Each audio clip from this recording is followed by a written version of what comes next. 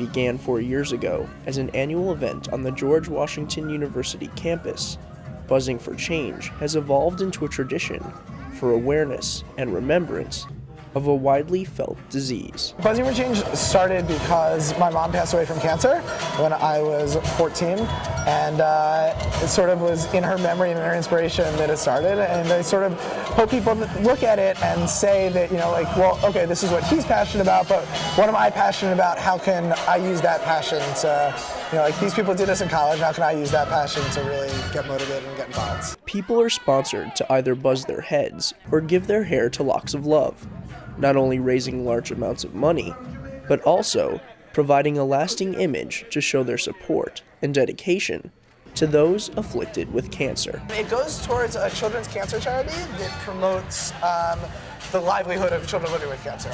So it doesn't go to research, and we really pride ourselves on that. We think that, first of all, it's an interesting hook. It makes us different, it makes us stand out, and we also, in a lot of ways, look at raising money as not an end of itself, but a means to an end.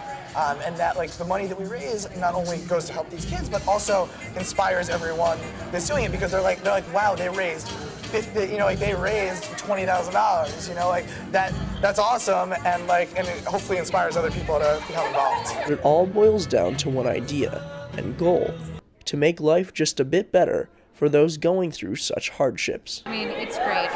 Everyone's rallying behind, the one thing that is bringing us all together, which is really, we all have our own cancer stories. And that became very apparent throughout the year. Everyone has their different reason for doing it, but then, in the face of all that, we come together to, put on the event in memory and in celebration, and also in hope for, the happiness of somebody else. With over 1,000 people buzzing their heads and more than $80,000 raised over the years, everyone has their own personal reason for becoming involved. I'm actually doing it in memory of my father, who passed away from cancer last year. And so I'm dedicating everything that I've done for this event to him. I think it's a great cause, definitely a great cause. I mean, there's nothing better that you can give a person with cancer than hair, really. I know my mom had cancer. She didn't lose her hair, but I know that she has a lot of friends who did. So it's a great cause, and I'm just glad to be out here to help them out today. I guess it feels like work, but it's for a different cause. It's not for the money, it's actually for helping people. Now a GW graduate, Judah has stayed on as an advisor and now head of the Incorporated Buzzing for Change Foundation.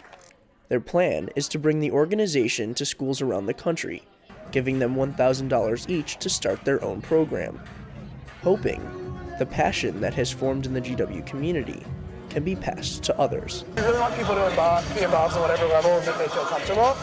Even if you just give $1, if you just volunteer, if you just put a poster on your door, we really consider that those people have really helped us change the world.